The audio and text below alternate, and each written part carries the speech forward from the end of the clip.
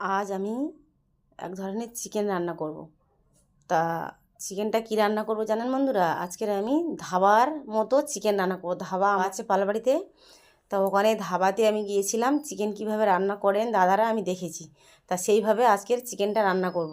তা চলুন কীভাবে চিকেনটা রান্না করি সেটাই আপনাদের দেখাবো। এই চিকেনটা আমি ভালো করে পরিষ্কার করে, তো এই চিকেনে এখন দই আর মশলা, গরম মশলা, ধনে, জিরে, হলুদ গুঁড়ো, লঙ্কার গুঁড়ো সব এখন মাখিয়ে আধ ঘন্টা রেখে দিই। এগুলো সব মাখিয়ে নিয়েছি।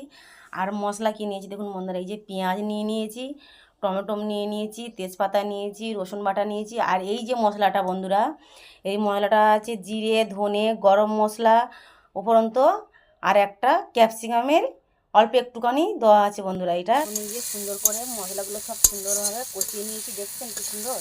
আর তেলও ছেড়ে দিয়েছে, তা দিয়ে দেবো। তারা আপনারা আপনাদের চিকেন হিসাবে সেইভাবে মশলা দেবেন।